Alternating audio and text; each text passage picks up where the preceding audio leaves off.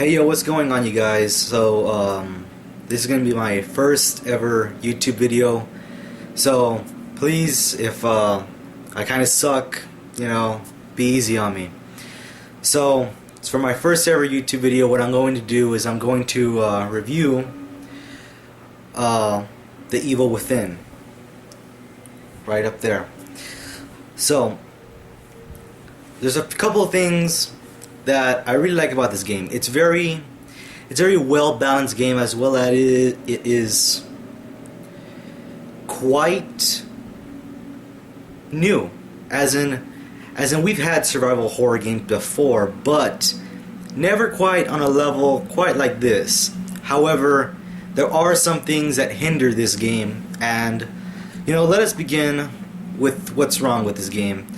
For one, it has very forgettable characters. The character you play as, Sebastian Castellanos, if the name was not being introduced to me like every other chapter in this game, I probably would have forgotten that the character is, well, who the character is, quite frankly, as well as your partners in this game. You don't really remember them. You kind of forget them, through so many chapters. And there is a very forgettable antagonist. Even right now, I probably don't know the name. I probably have to really think about it, and I think if I was Ruvik, I think his name is. You see, he's very forgettable. He does come out a lot in the game. However, you do more of running away from him and trying for him not to touch you, I guess. But other than that, kind of forgettable. The other thing is that this is all on my personal take on it. I mean, it kind of has a very weird hub.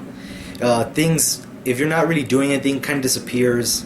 I would have liked to see a little mini map, as well as the placement of it. It's kind of really weird. Normally, for me, I in a game, I like to see it on the bottom right-hand corner. Instead, it's kind of up here on the left-hand top corner. Maybe that's just me. Obviously, to each his own. The story, it's a little weird. I mean, you gotta kind of play through it. Kind of really have to understand what's going on. Most of the time, I find myself having to really think of what's really happening here. But you really have to sit down and really pay attention to this game to really get a grasp of it. It does not have a very satisfying ending. Sorry to break it to you. It's not very satisfying, especially going through all the crap that's going on in this game. However, the survival part of it is very great. You can't find a better game than this. Ammo is very limited out there. Especially if you play it on survival mode, it's going to be very difficult for you. As well, it's very, very easy to die in this game. I mean, if you overlook something, you're going to die.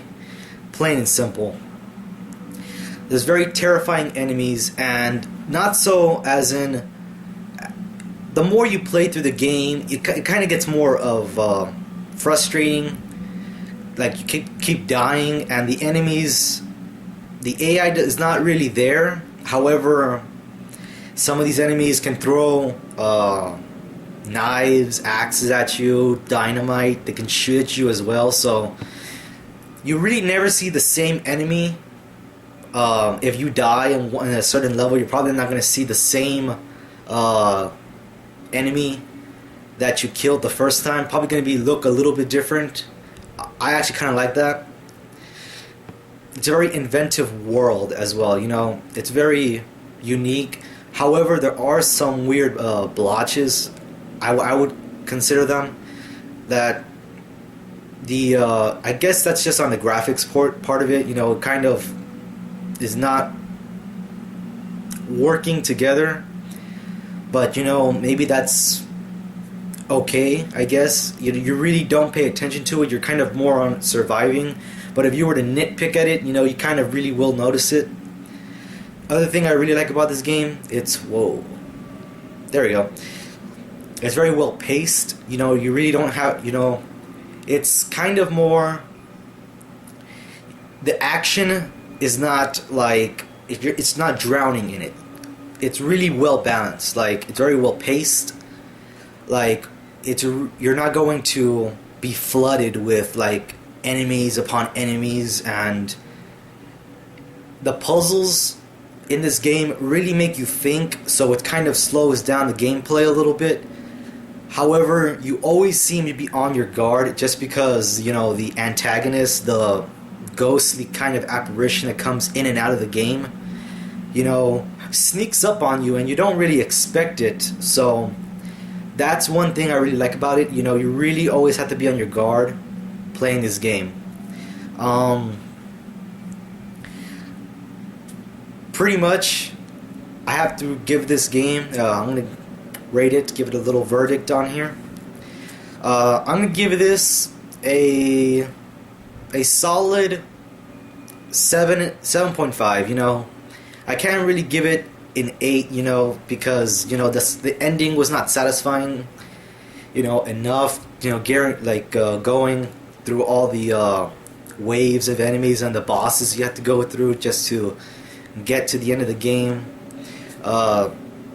Really doesn't hold up the game, as well as the forgettable characters. I mean, this game could have been a lot better if, you know, the characters were really more imagined. Like, if they had a better story, as far as the characters go. I mean, you totally blank out on the characters. You probably won't remember like the character you play as throughout the game, and that's what, you know, that's what I have to give it, you know. Alright guys, that's it for me. You know, obviously leave a comment telling me what you think of this game. Hit that like button if you enjoyed this video. Dislike it if you dislike this video, but, you know, come on, give me something to work with here. It's my first video. I probably suck at this right now, but, you know, as it goes on, I probably will get better. And, you know, heck, if you enjoyed this video, you know, go ahead and subscribe to my YouTube channel, man. Stay up to date with all the upcoming video games, and I'll see you guys in the next one. Peace.